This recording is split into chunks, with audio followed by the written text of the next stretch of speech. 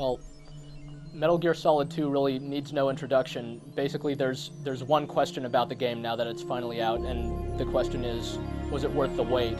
And the answer is yes.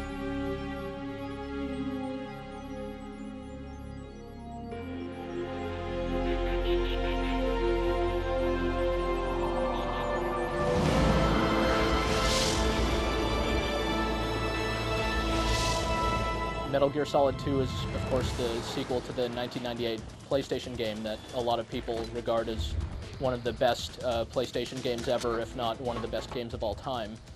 So when Metal Gear Solid 2 was announced last year, a lot of people got really, really excited about it, if not just because it was the sequel, the next chapter in Solid Snake's adventures, then because what was shown of the game when it was premiered was really, really impressive.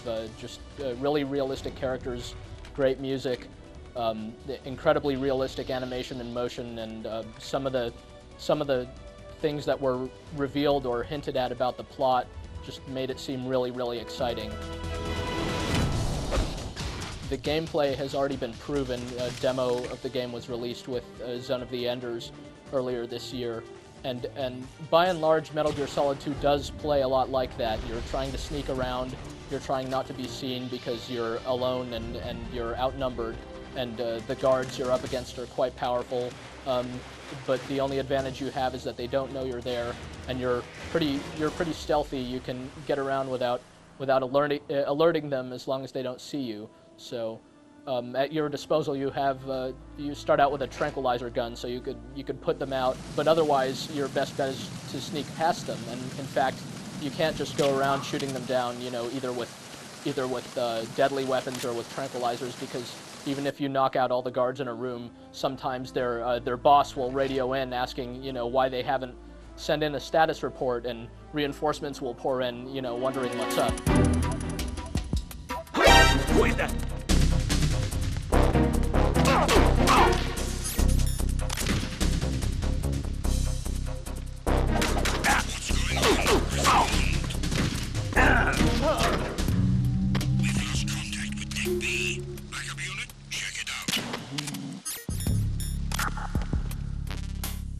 I can't talk about the story of the game for your own sake, because it's really one of the best parts about the game.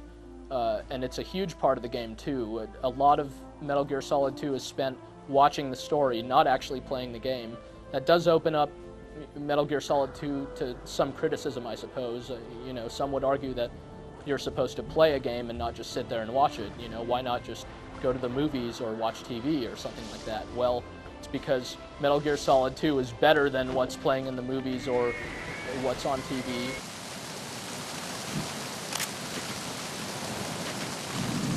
Freeze. Huh? The cinematics, the animation there is spectacular. It's easily on par with the best Hollywood movies or best Hong Kong action movies. The voice acting throughout the game is really well done. It's a bit forced. It sounds more like a cartoon than like real people talking, but it's very entertaining throughout. The characters are well defined and interesting and memorable. It's the sort of game that really sticks with you.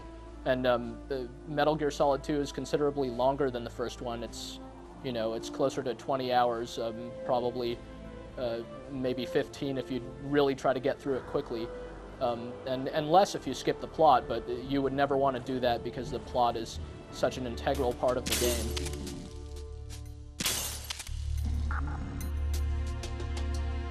One of the things that Konami revealed about the game was that the world of it would be very, very detailed. And in the first trailer that was shown, you'd see these gun battles and all kinds of like bottles bursting and bags of flour popping open and things getting hit and reacting like they would in real life. And another question that people had was, well, would the whole game really be that detailed? And the answer pretty much is yes. It's quite incredible how much you could do within the game world.